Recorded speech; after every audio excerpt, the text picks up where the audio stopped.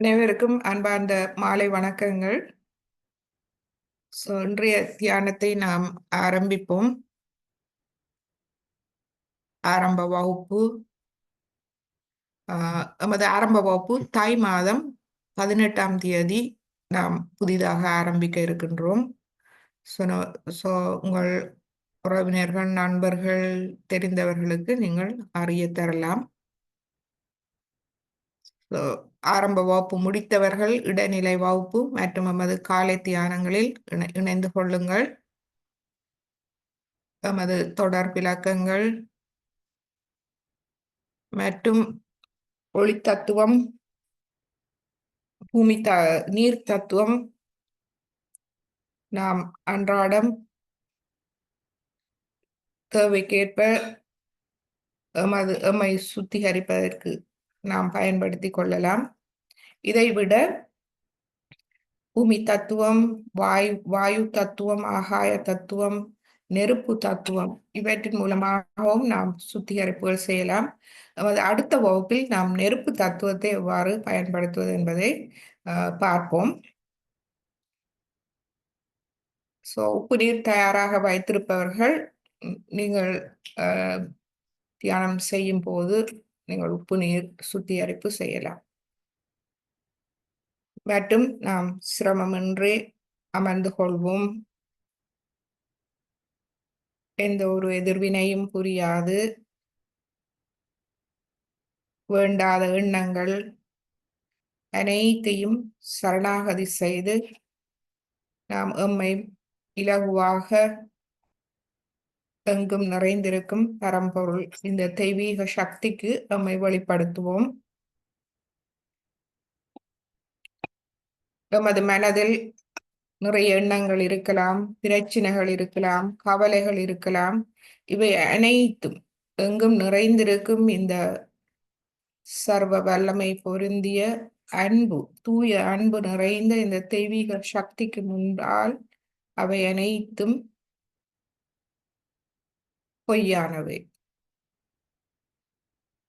எனவே அவை அனைத்தும் பொய்யானவை மற்றும் சக்தியற்றவை. எனவே அவற்றை முழுமையாக சரணாகதி செய்து எம்மை நாம் முழுமையாக அந்த அன்பு சக்திக்கு வெளிப்படுத்துவோம்.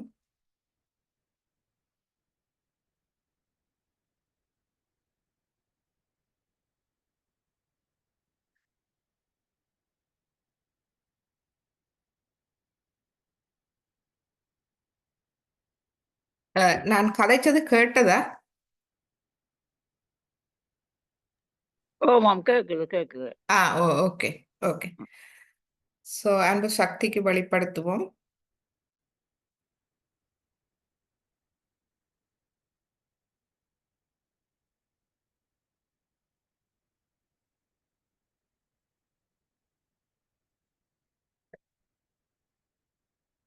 இந்த சாயோகா தியானம் நமக்கு உண்மையை தருகின்றது.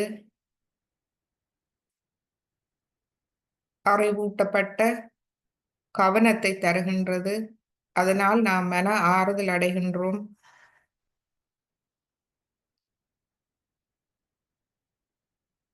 அன்பை உணர்கின்றோம். ஆனந்தம் கிடைக்கின்றது.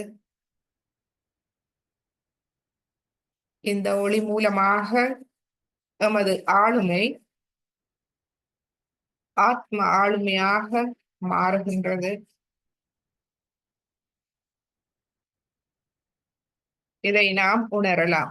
சாயோகாக்கு வர முன்பு எமது வாழ்க்கைக்கும் வந்த பின்பு எமது வாழ்க்கை, எமது அறிவு, எமது நோக்கங்கள், புரிந்துணர்வு இவைகளில் முழுமையான மாற்றத்தை நாம் காணலாம்.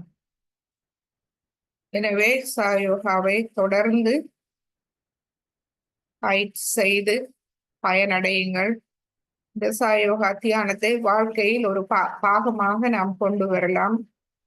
உணவு எவ்வாறு நமக்கு முக்கியமாகின்றதோ அதுபோல் இந்த தியானமும் நமக்கு ஒரு முக்கியமான ஒன்றாக நமது வாழ்வின் ஒரு அங்கமாக மாறிவிடும் போது நமது வாழ்வு முழுமையாக ஒரு நல் மாற்றத்தை நோக்கி செல்வது என்பதில் எந்த ஒரு சந்தேகமும் இல்லை.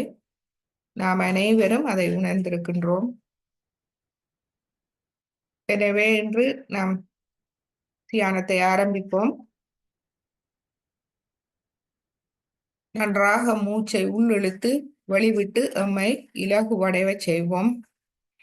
முக்கியமாக எமது இருதயத்தை இலகுவாக கொண்டு வருவோம், லேசாக கொண்டு வருவோம். எமது இருதயம்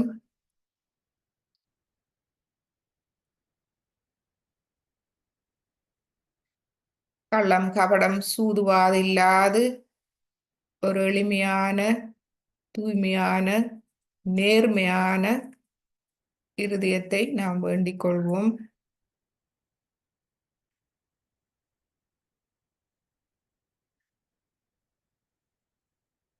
வேண்டாதவை எமது இருதயத்தில் இருந்தால் அவை நமக்கு பாரமாக இருக்கும்.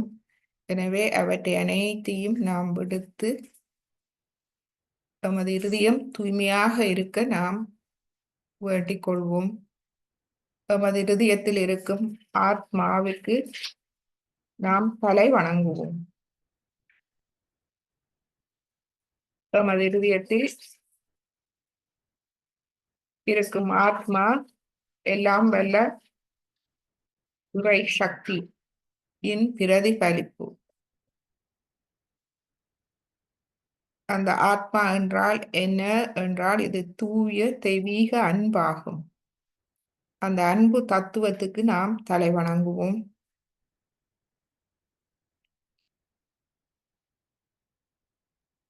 அந்த ஆத்ம தத்துவம் எமது கவனத்துக்கு முழுமையாக வரும்போது அந்த உண்மை தத்துவம் எமது கவனத்துக்கு முழுமையாக வந்து எமது கவனம் அறிவூட்டப்படும் போது நம் மன ஆறுதல் அடைகிறோம். எண்ணங்கள் குறைந்து, கவலைகள் மறைந்து, நாம் சிந்தனைகளற்ற தியான நிலைக்கு செல்கின்றோம். சூரிய நிலைக்கு, அந்த தெய்வீக சக்தியோடு ஒருமித்த நிலைக்கு நாம் செல்கின்றோம். அந்த சூரிய நிலை, அதுவே தியான நிலை. அந்நிலைக்கு நாம் தலை வணங்குவோம். தலை வணங்கி நாம் இன்றைய தியானத்தை ஆரம்பிப்போம். இன்னமும் உங்களுக்கு எண்ணங்கள் வருமாயின் வலது கையால் முள்ளந்தண்டு அடிப்பாகத்திலிருந்து குண்டலினி எண்ணெயை எமது கவனத்தோடு நடுநாடி வழியாக மெதுவாக எடுத்து தலை உச்சிக்கு கொண்டு வருவோம். இவ்வாறு நாம் 7 தடவை செய்வோம்.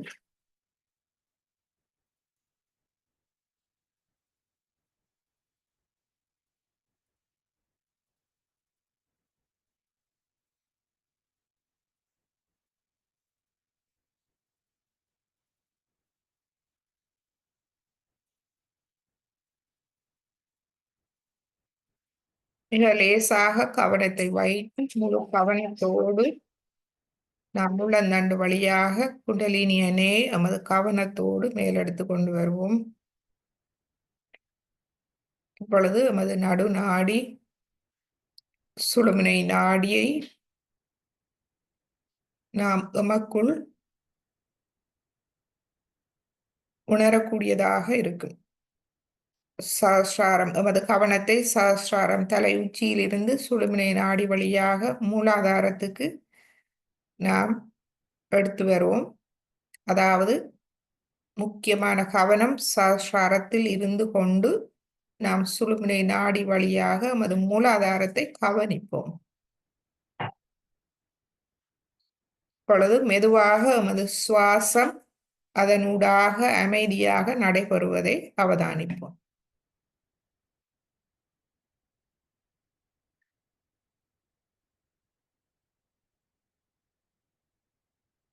இந்த பயிற்சி எமது எண்ணங்கள் எல்லாவற்றையும் அமைதிப்படுத்தி, முக்கியமாக எமது மமகாரம் அகங்காரத்தை அமைதிப்படுத்தி எம்மை தியான நிலைக்கு எடுத்து செல்லக்கூடியது.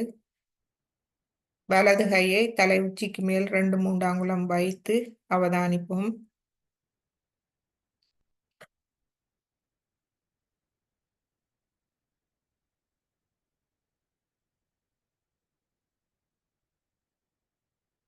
எமது நாடி நரம்புகள் அனைத்தும் ஆறுதல் அடைந்து ஒரு அமைதியான தியான நிலைக்கு நாம் செல்வதை காணலாம்.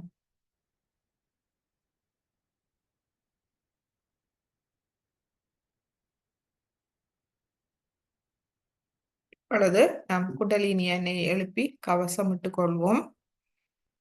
முதலாவது தடவை,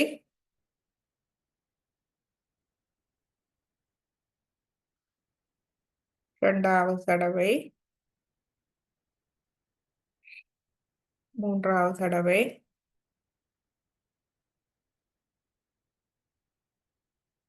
கவசம் மூலாதாரம்,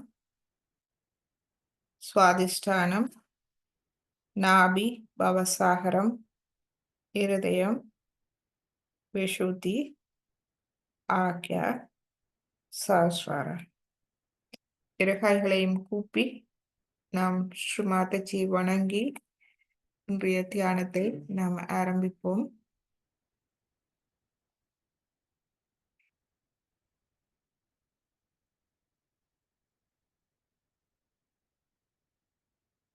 இப்பொழுது நீங்கள் உப்பு நீரில் கால்களை வையுங்கள்.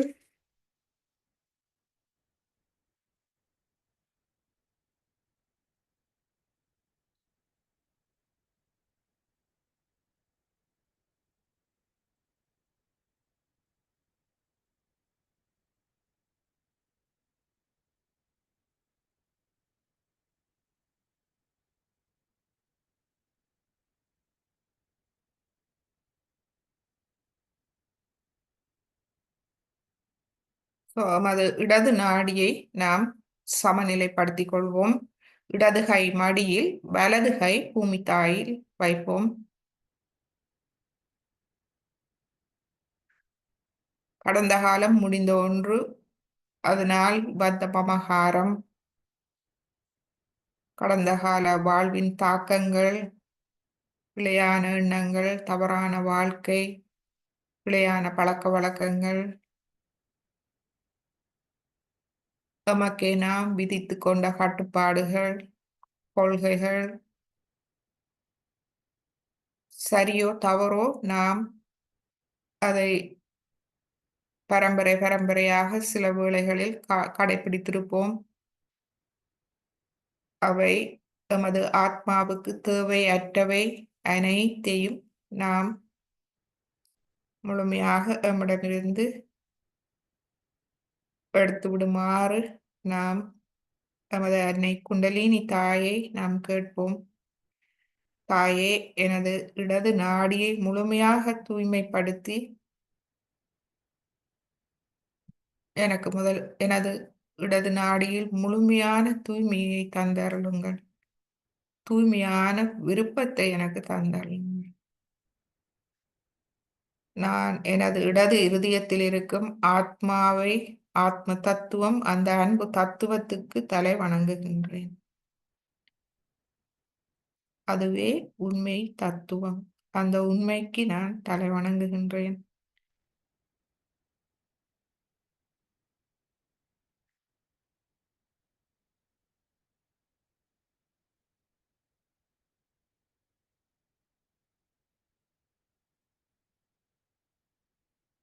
கவனம் சஹஸ்ராரத்தில், சுழுமுனை நாடி, மூலாதாரம், சுவாசம் மற்றும் நமது இடது கை 5 விரல்கள், உள்ளம் கை,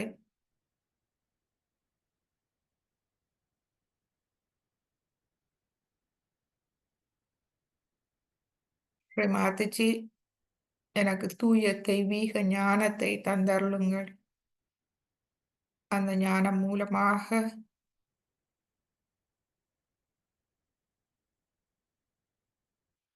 எனது கவனத்தை முழுமையாக அறிவூட்டி தாருங்கள்.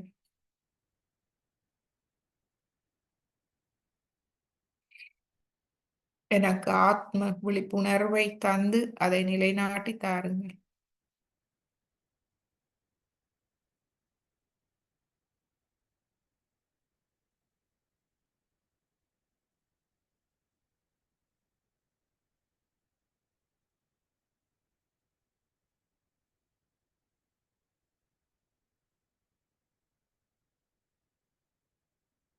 தங்கள் அருளால் நான் ஒரு தூய ஆத்மா.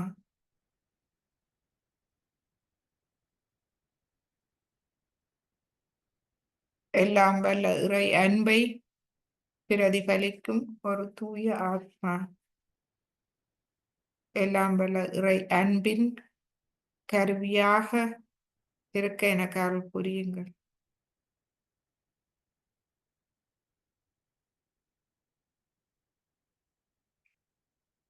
என் இருதயத்தில் இருக்கும் இந்த ஆத்ம ஒளி உலகெங்கும் பரவ, மற்றவர்களுக்கு பரவ எனக்கு அருள் புரியுங்கள்.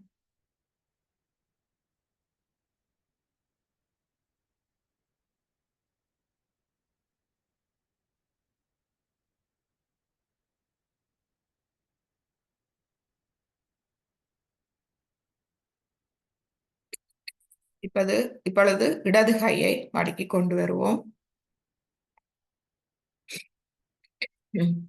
வலது கை ஆகாயத்தை நோக்கி வைப்போம்.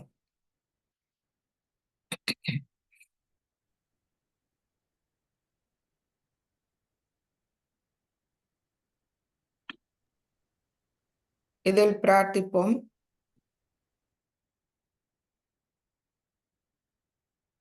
தாயே, எனது வலது நாடியை முழுமையாக தூய்மைப்படுத்தி தாருங்கள்.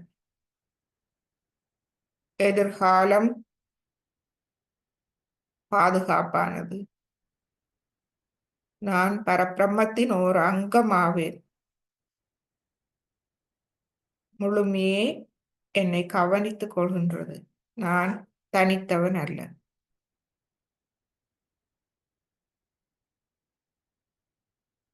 எனக்குள் இருக்கும் எதிர்காலத்தை பற்றிய கவலைகள், பயம், அதனால் ஏற்படும் பிரயாசை, அதீத எண்ணங்கள், அதீத உடல் தொழிற்பாடுகள், கோபம், அகங்காரம், சினம், வெறுப்பு அனைத்தையும் என்னிடமிருந்து முழுமையாக அகற்றி விடுங்கள்.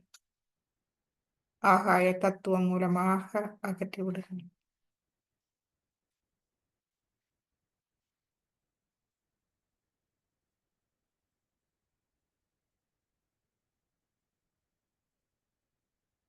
எனக்கு இந்த தெய்வீக சக்தி மூலமாக சக்தியின் மேல் முழு நம்பிக்கை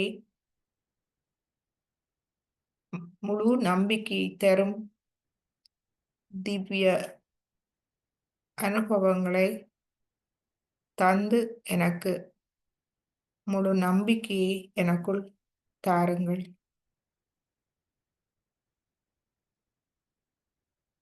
எனது முழு சரணாகதியை ஏற்றுக்கொள்ளுங்கள்.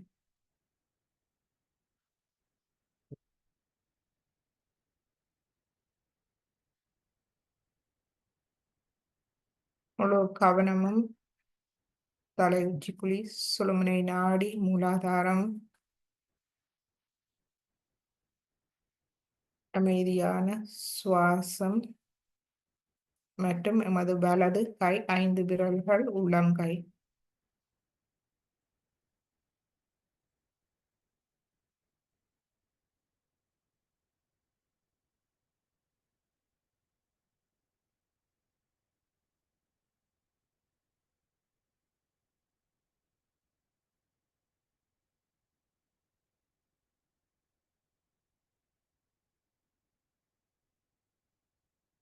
இப்பொழுது எமது இடது கையை மடக்கி கொண்டு வருவோம்.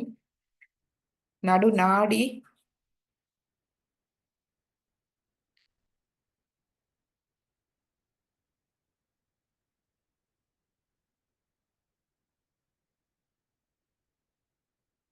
குண்டலினி எண்ணெய் நடுநாடியில் தானாக இயங்குபவர். எனவே என்னை செயல்பட நாம் விட்டு அமைதியான தியான நிலைக்கு செல்வோம்.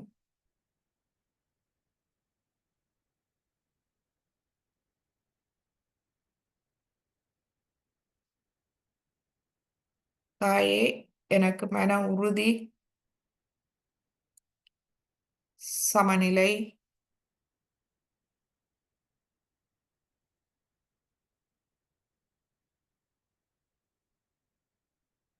சத்தியத்தில், உண்மையில், தர்மத்தில் இருந்து விலகாத மன உறுதியை எனக்கு தந்தருளுங்கள்.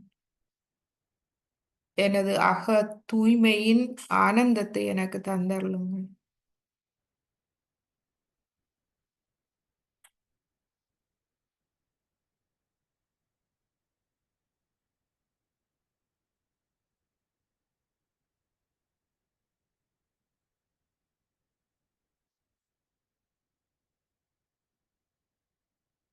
எமது அகம் தூய்மை அடையும் போது நாம் பரம்பொருளோடு ஒன்றாகின்றோம். அந்த தூய்மையோடு கலக்கின்றோம். ஒன்றான நிலைக்கு வருகின்றோம். அந்த சூரிய நிலை, தியான நிலையில் நாம் முழுமையாக தெய்வீக சக்தியின் அரவணைப்பில் இருக்கின்றோம். ஒரு தாயின் அரவணைப்பில் எவ்வாறு குழந்தை இருக்கின்றதோ அதே போல் நாமும் அந்த எல்லாம் வல்ல தெய்வீக சக்தியின், அன்பு சக்தி, தாய் சக்தியின் முழுமையான அரவணைப்பில் இருக்கின்றோம்.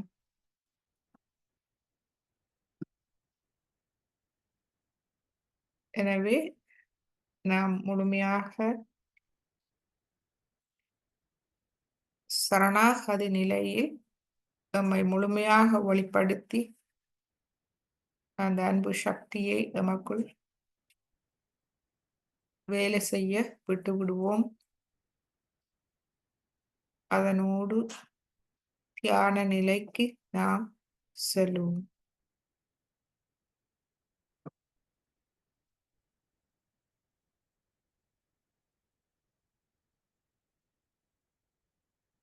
இந்த சச்சித் ஆனந்த நிலைக்கு நாம் செல்லுவோம்.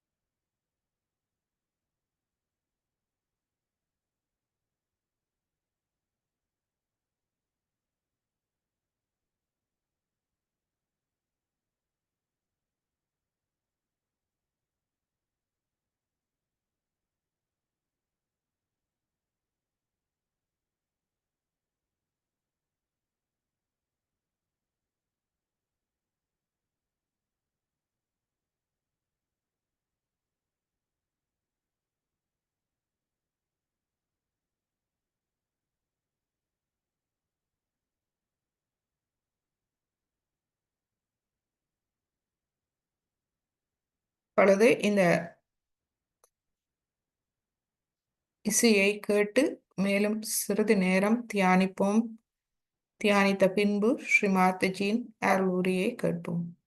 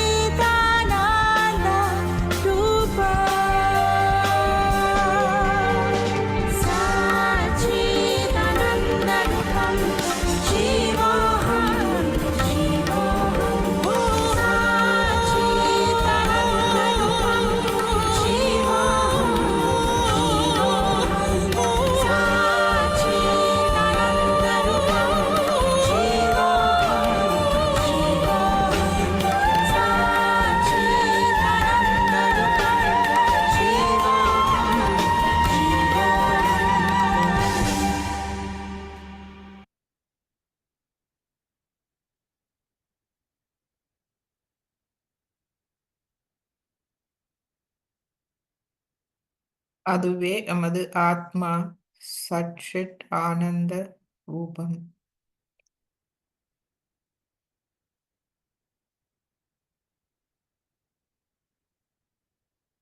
இப்பொழுது நாம் ஸ்ரீமாதஜியின் ஒரு அருளுரையை கேட்போம்.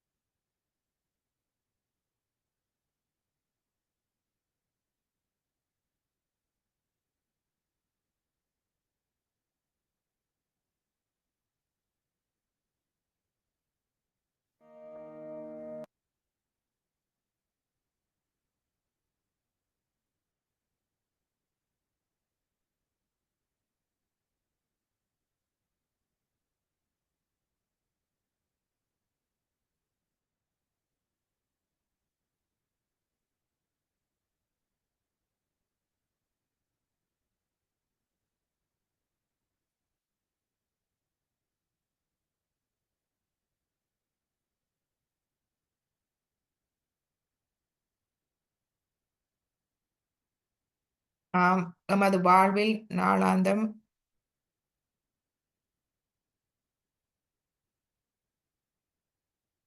பிரச்சனைகளை சந்திக்கின்றோம். இந்த பிரச்சனைகளிலிருந்து நாம் எவ்வாறு வெளிவருவது?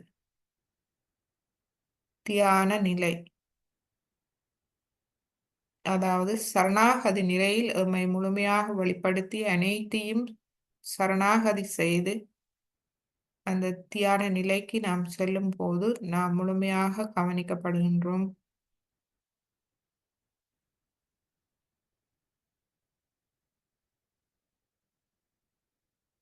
அந்த அனுபவங்களை நாம் உணர்ந்து விட்டால் அது எமக்குள் வலுவான நம்பிக்கையை தரவல்லது. மற்றும் சில நேரங்களில் நாம் பரம சைத்தன்யம் தெய்வீகத்தின் உதவியை நாம் நேரடியாக கேட்கலாம்.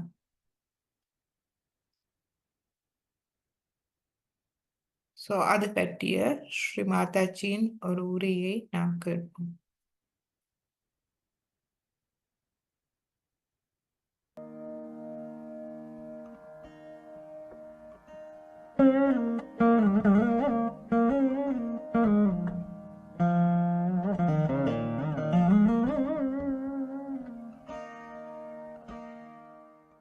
What is bandhan? It's nothing. But you are attaching yourself to your mother. You just telephoning to her. This is a telephone going to your mother. That's all. You know, I also played with you. I also said, right, I will give a bandhan. I'm giving bandhan to myself. It's a telephone call. Just a telephone call. But the faith has developed now that yes, this is the real faith, where you get completely detached in your emotional things. It's just my mother, alright, just give her a bandhan, finished. My father, give him a bandhan. My brother, give him a bandhan. What are you doing? Bandhan. What are you doing? You are putting them in the bonds of your mother. But you are not conscious that you are doing that. You are just binding them with the love of your mother which is flowing through your hand. For example, I say that before going out, please take a bandhan. It's a kavach. We call it a kavach. Means kavach in English, this word for kavach. Protection. Huh? Protection. That's rather, protection is abstract, but this is protection of the mother is a concrete stuff. You see, kavach. So you take the kavach. Kavach is something you can say that people wear those armor inside. You see, that sort of a thing is kavach. So you must take that before going out. Just take your bandhan in the morning when you are going out. And if somebody is argumentative, just give a bandhan. Anything little bandhan can work out so many things. But we forget that we have entered into the kingdom of God, and all the saints and all the angels and ganas are at your disposal.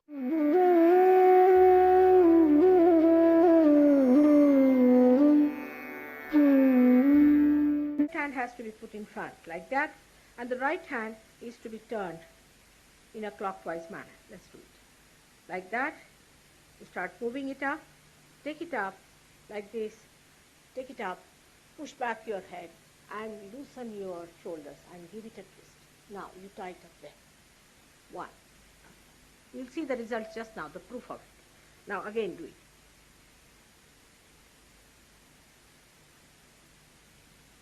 Take it up, push back, give another time. Now the third one has to be 3 times you have to tighten. Again do it. It's very simple. Everybody can do it. 1, 2, and 3. Like this. And give a kind of a protection to your aura. Now 1, this one protection to the 7 centers, so 7. Then 2, then again the 3, then the 4, then the 5, all the centers, then to the 6, and then to the 7. First of all, you must humble down yourself in your heart.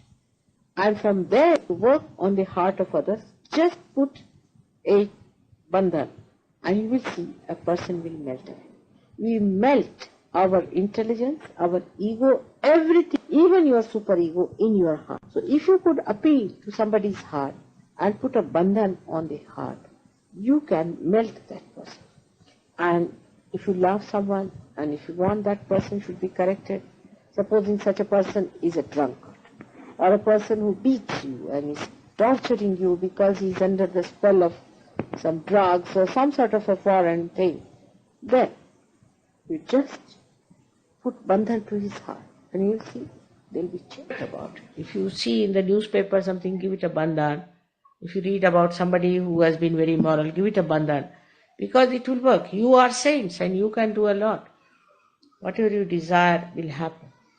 So that's one thing I feel is very much dragging, and this alcoholism, drinking, drugs also. So whenever you read in the newspaper, just give it a bandhan. It will work out. That can bring prosperity, happiness, joy, even to other people. Before eating any food you eat, you must eat a bandhan like this 3 times. So your vibrations flow into the food and you get it sanctified. Or else you can also use your hands for eating. If you have washed your hands, then it's all right. Or else, if you are taking the water, you can just put your hand there and it gets vibrated and drink.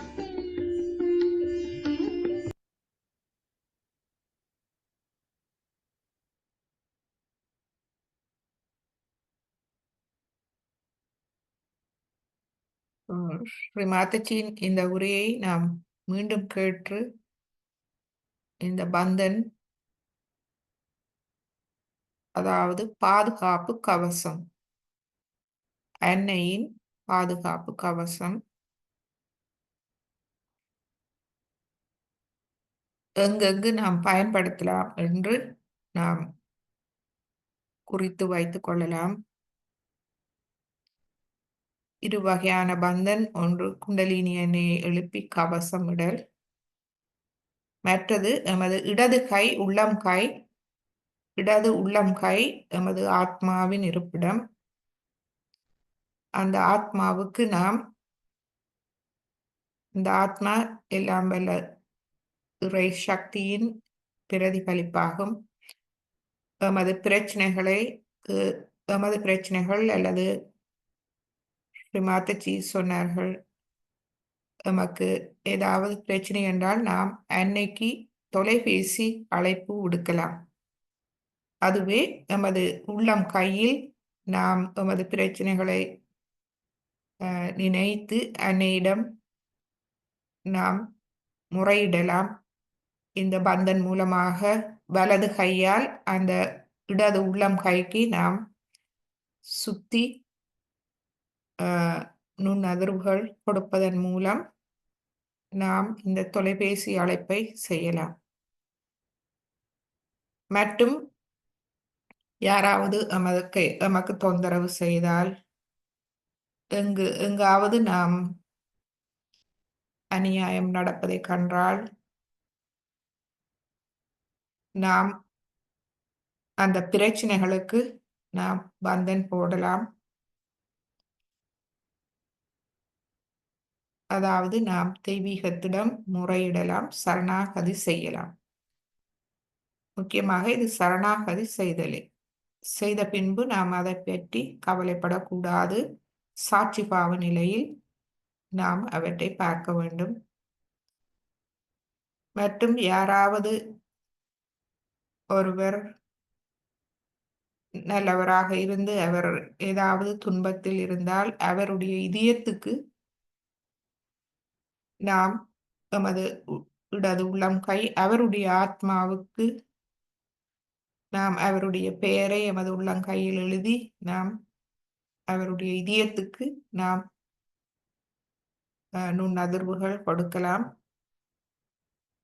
முக்கியமாக குடிப்பழக்கத்துக்கு ஆளானவர்கள், போதை வஸ்துக்களுக்கு ஆளாகி அதிலிருந்து விடுபட முடியாமல் இருப்பவர்களுக்கு நாம் இவ்வாறு செய்து பார்க்கலாம். எந்த ஒரு பற்றும் இல்லாத நிலையில் நாம் புனிதர்கள், நாம் இப்பொழுது பரபிரம்மத்தின் ஒரு அங்கம், அனைத்து புனிதர்கள், தெய்வங்கள், கணங்கள், தேவர்கள் அனைத்தும் எமக்கு உதவ எம்மை சுற்றி காத்திருக்கின்றார்கள். நாம் இந்த அன்பு சக்தியை நாம் பயன்படுத்தி மற்றவர்களுக்காகவும் எமக்காகவும் நாம் பயன்படுத்தலாம். எனவே இதை நீங்கள் செய்து பாருங்கள். இப்பொழுது இன்னொரு ஸ்ரீ மாதாஜியின் உரை, ஸ்ரீ மாதாஜியின் புகைப்படத்தை நாம் வீட்டில் வைத்திருப்பதன் முக்கியத்துவம் பற்றிய ஒரு உரை.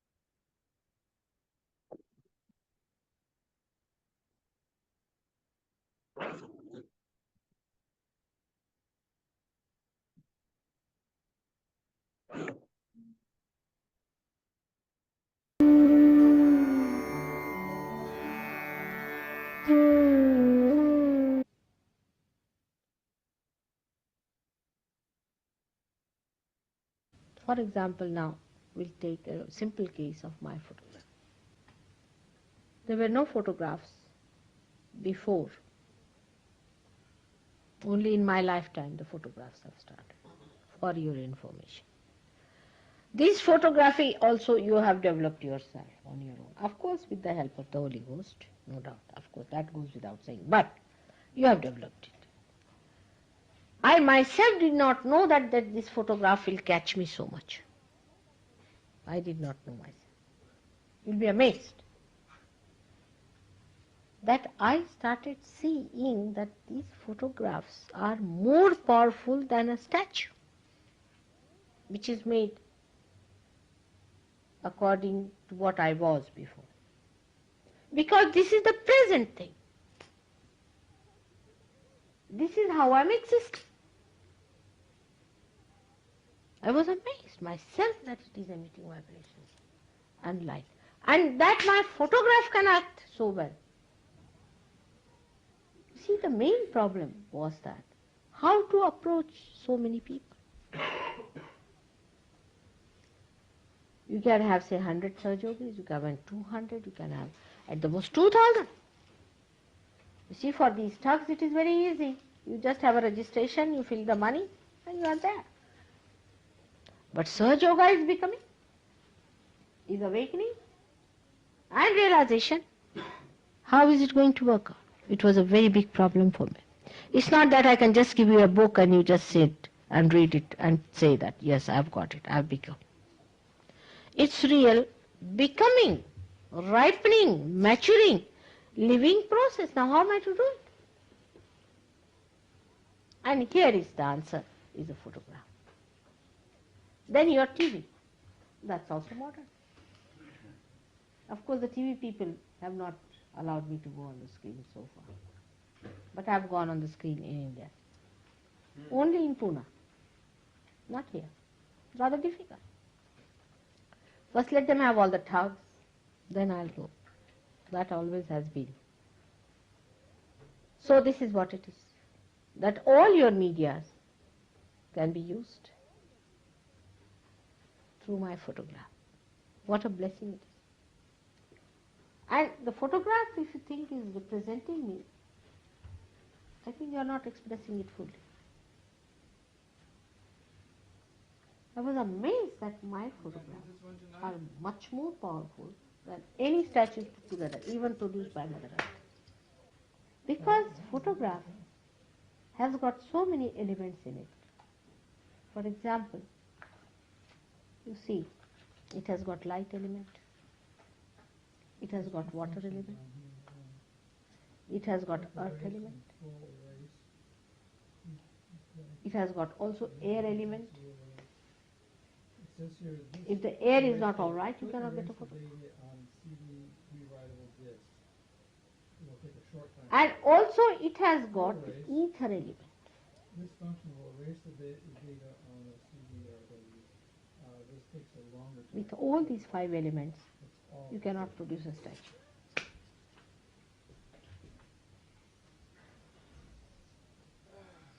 Ether element it has got, because if you have a photograph here, you can transcend it to any other place. You can, what you call that, transmit it to any place. Photograph can be transmitted. But you cannot transmit the statue as it is anywhere. Only the photograph of a statue can. So it has also got ether element. So photograph is much more powerful than any other statue. Moreover, it is a reproduction, no doubt. But reproduction of reality with 5 elements.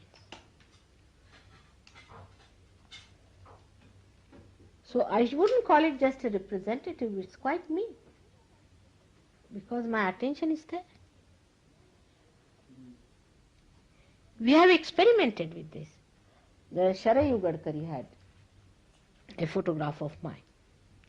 And her relation came to her and she used to mock at the photograph and say all kinds of things.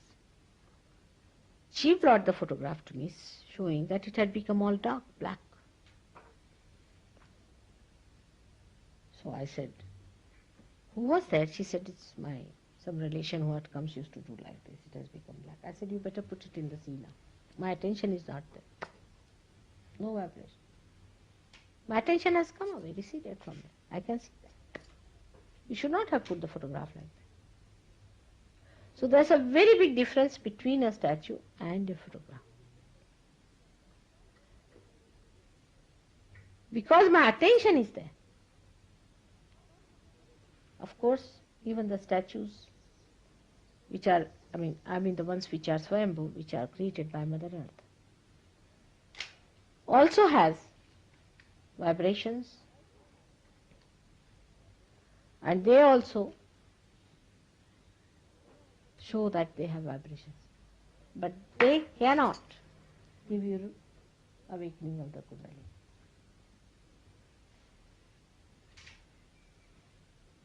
Because my photograph has got my desire also in it.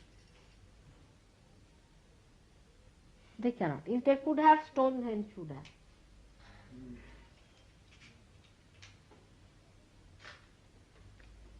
If you go to these statues and if I am standing there, they emit no vibrations. Only you have to put one hand towards me and towards them, then they start emitting and then it starts. But you have to accept my permission. Even the statue you have got of Ganesha, now it's all right. But in the beginning it never used to give vibrations. Still it was worked out this way. But they do not lack authority. So the protocol of these photographs also is important to start developing that faith. You should keep one photograph with you all the time in your pocket. Respect it. As many as possible. Respect them. Not for decoration, but to be respected. In the morning you see the photograph. Now I'm telling you because of faith problem. I have to tell it myself, the whole thing. That's the worst part of this incarnation is. Because other things you have done, for example, those who follow Christ, they will have his photograph in the morning. Especially if they are Hindus, then they'll touch the feet. Morning time, evening time before singing, going out, coming in, they'll do that. In the same way, when you have a photograph, you work on that. With that understanding, it's Mother with us.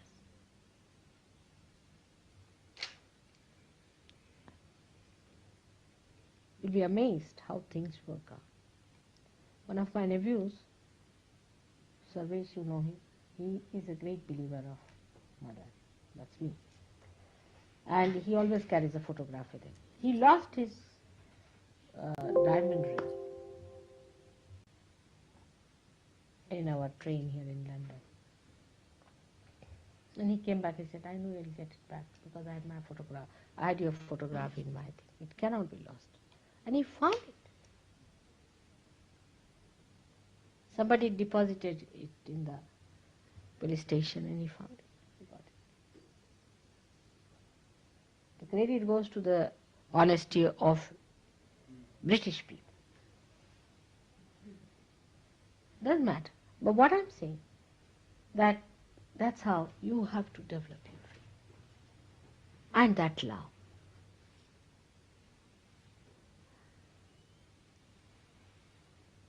Faith will help you to just act as ointment on all these catchings. You won't be such a person all the time going like this. Oh, I'm catching it. You'll be just seeing. You see, like an elephant walking and all the dogs barking at it. It's just goes on. It's like that. So the third awareness comes in, where you start seeing all these, recording it.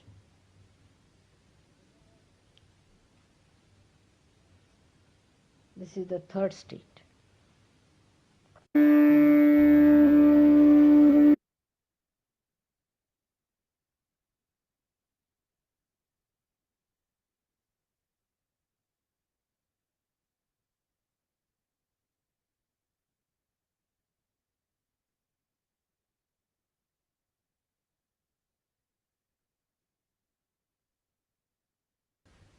It's like that. So the third awareness comes in, where you start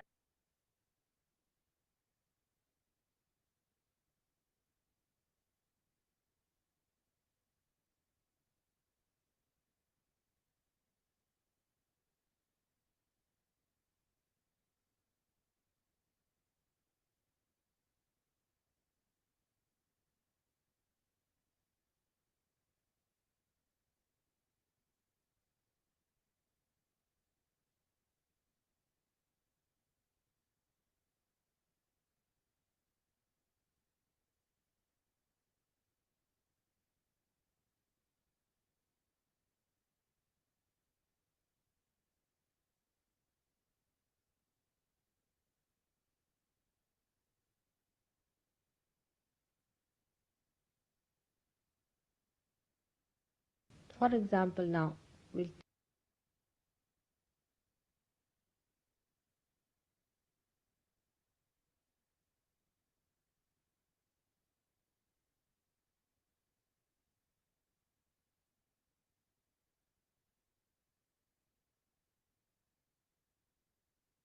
இப்பொழுது நாம் ஸ்ரீ மாதாஜியின் புகைப்படத்தை முக்கியத்துவம்,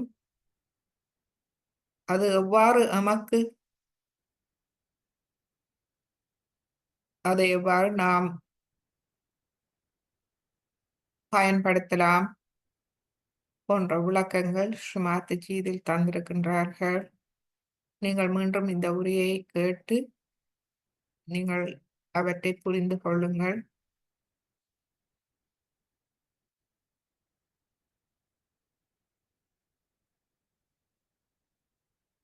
இப்பொழுது குண்டலினி அணையை எழுப்பி கவசம் இட்டுக்கொள்வோம். முதலாவது தடவை,